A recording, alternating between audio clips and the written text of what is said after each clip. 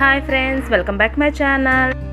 ఈరోజు రాగి సంగట్లోకి సూపర్ కాంబినేషన్ నాటుకోడి షార్వా చేసుకుందామా.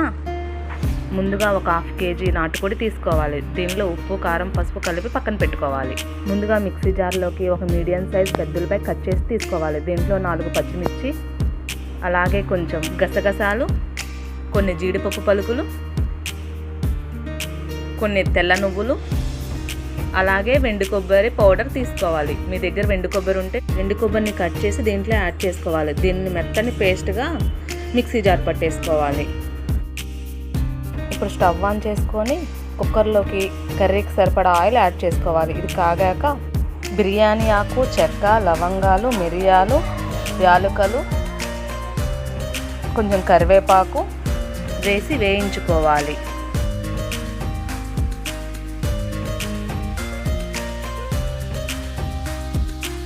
కొంచెం వేగాక దీంట్లోనే కొన్ని జీడిపప్పు పలుకులు వేసుకోవాలి. ఇవి కూడా వేగాక మసాలా పేస్ట్ని దీంట్లో యాడ్ చేసుకోవాలి.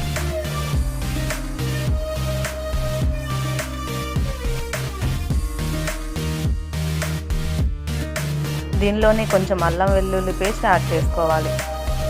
ఈ అల్లం వెల్లుల్లి పేస్ట్ పచ్చివాసన పోయేంత వరకు వేయించుకోవాలి. దీంట్లోనే ఒక మీడియం సైజ్ టమాటా కట్ చేసి వేసుకోవాలి. ఇవి కూడా 2 minutes వేగాక దీనిలోనే ముందుగా కలిపి పెట్టుకున్న చికెన్ యాడ్ చేసుకోవాలి. ఈ మసాలా పేస్ట్ చికెన్కి పట్టేలాగా బాగా కలుపుకోవాలి. ముక్కలు మునిగేంత వరకు వాటర్ తీసుకోవాలి. కుక్కర్ మీద మూత పెట్టేసుకొని 3 whistles వచ్చేంత వరకు చికెన్ను ఉడికించుకోవాలి.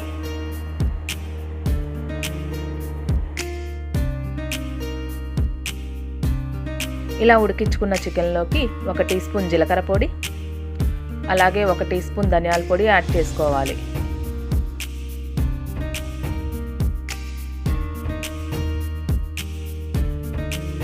దీనిలోనే కొంచెం చికెన్ మసాలా, అలాగే కొంచెం గరం మసాలా కూడా యాడ్ చేసుకోవాలి.